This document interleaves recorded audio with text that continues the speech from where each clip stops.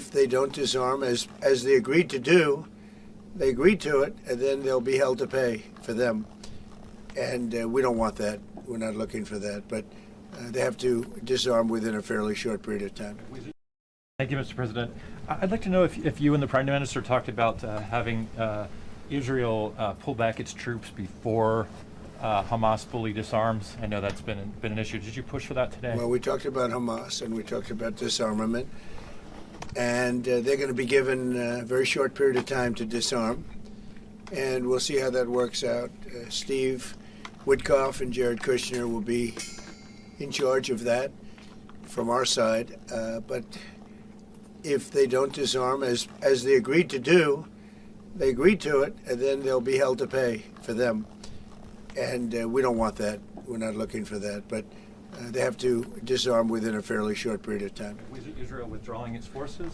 Well, that's a separate subject. We'll talk about that. Mr. President? Yes. Mr. President, did you have a message for the Prime Minister about the West Bank? And are you at all concerned that settler violence, Israeli settler violence, could be undermining the peace plan? Well, we have had a discussion, big discussion, for a long time on the West Bank. And I wouldn't say we agree on the West Bank 100%, but we will come to a conclusion on the West Bank. If I could ask, what is the decision? Well, I don't want to do that. It'll be announced at an appropriate time. But he will do the right thing. I know that.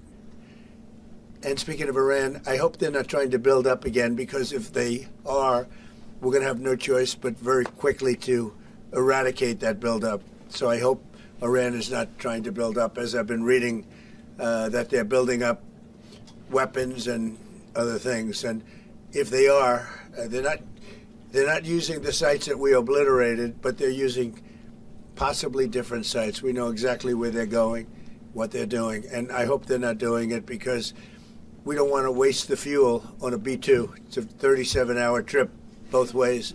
I don't want to waste a lot of fuel. And also the nuclear weapon, but after the meeting, after what you know from the intelligence, how close are we to another war with Iran? Well, I don't want to say that, but Iran may be behaving badly. It hasn't been confirmed. But if it's confirmed, look, they know the consequences. Consequences will be very powerful, maybe more powerful than the last time. Yeah. Can I follow up on And Iran should have made a deal the last time. I gave them the option. I said, you can make a deal. Do it. I told them, do it. And they didn't believe me. Now they believe me. Naval exercises basically to test encircling Taiwan. Can you explain to us what your knowledge is of that? What do you think about that? Have you had any discussions with China? Well, I have a great that? relationship with President Xi, and he hasn't told me anything about it. I certainly have seen it, but he hasn't told me anything about it, and I don't believe he's going to be doing it. Does it worry you? No, nothing worries me. But nothing. you said where there's smoke, there's fire, right? So if you're if you're doing naval exercises and air exercises. Well, I've been doing naval exercises for 20 years in that area. Nothing you can do about it. He's just a very incompetent man, but we're going to probably bring a lawsuit against him. Thank you all very much. I appreciate it. Bibi, congratulations. Mr. President, when do you expect an announcement then?